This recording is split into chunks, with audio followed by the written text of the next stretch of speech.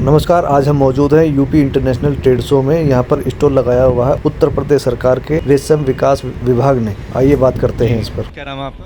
योगेंद्र सिंह, सहायक निदेशक रेशम मेरठ। वर्तमान में हमारे रेशम विकास विभाग में कई योजनाएं भी संचालित हैं और इस समय प्रदेश में टोटल 58 डिस्ट्रिक्ट्स में रेशम का उत्पादन का कार्य हो रहा है। आप जैसे कि हमारा यहाँ पे मैप देख सकते हैं, प्रदेश में रेशम उत्पादन के जो जनपद है, जो आपको ग्रीन कलर के दिखाई दे रहे हैं, वहाँ पे मलबरी सिल्क का प्रोडक्शन हो रहा है।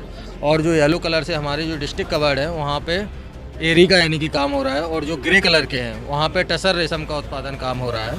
तो बेसिकली हमारे यहाँ क्या है कि यहाँ पे जनपद मेरठ और सहारनपुर में बेसिकली सिल्क का जो प्रोडक्शन है वो मलबरी टाइप्स का प्रोडक्शन है। यहाँ पे हमारा एक किसान 1 एकड़ में 5,000 से 4,000 पौध लगा के 1 से 1.5 लाख रुपए तक की आय अर्जित कर सकता है। और ये क्रॉप मात्र 28 डेज तक चलती है, सबसे अच्छी बात है। और एक साल में कम से कम 4 क्रॉप ले सकते हैं। और वर्तमान में इस योजना को बढ़ावा देने के लिए इस वर्ष हमारे माननीय मुख्यमंत्री जी द्वारा एक स्कीम का भी संचालन किया गया है, जिसका नाम है मुख्यमंत्री रेशम उत्पादन योजना। भारत सरकार के द्वारा भी एक योजना का संचालन किया जा रहा है। जैसे कि हमारे यहाँ पे बोर्ड में सारे इसके कंपोनेंट्स का, जो भी हमारे इसके घटक है और क्या क्या अनुदान सहायता दी जा सकती है, उसका विस्तृत रूप से यहाँ पे उल्लेख किया गया है। इस स्कीम का नाम है सिल्क समग्र 2 योजना और इसमें हमारे प्रदेश में करीब 400 से 500 लाभार्थी का चयन करके प्रति वर्ष इस उत्पादन को बढ़ावा दिया जा रहा है।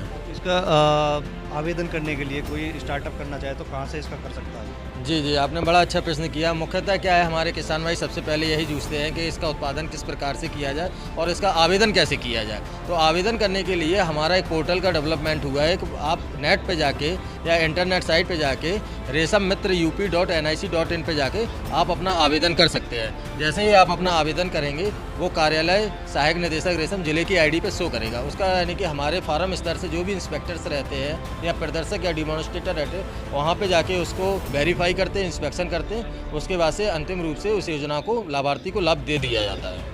ये पूरा जो ये प्रोजेक्ट है, ये अपना लगाने के लिए कितनी ज़मीन की इसमें आवश्यकता होती है? कितना इसमें बेसिकली एक आधा एकड़ से आप इस कार्य को, रेशम उत्पादन के कार्य को प्रारंभ कर सकते हैं। बेसिकली इसकी नीड आधा एकड़ की रहती है और इसकी मिट्टी लगभग सभी प्रकार चल जाती है। और इसकी जो साइंटिफिक रूप से देखा जाए तो बलुई दोमट मिट्टी की आवश्यकता रहती है, जिसका pH 7.4 रहना चाहिए। तो ये किस एरिया में, मतलब मौसम के हिसाब से, नमी के हिसाब से कौन से एरिया में ज़्यादा अच्छा इसको बढ़ोतरी होती है, अच्छा काम बना? जी, इसके लिए जो प्राकृतिक जो यानी कि हमारी जलवायु क्लाइमेटिक कंडीशन है, वो लगभग सभी प्रकार की क्लाइमेटिक कंडीशन में सर्वाइव करता है।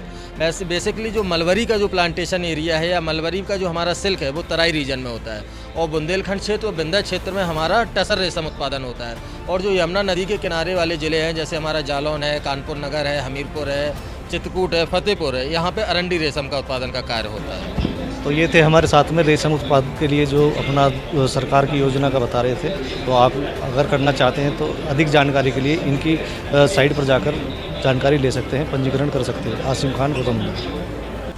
और अधिक जानकारी के लिए रेशम विकास विभाग की साइट पर विजिट करें।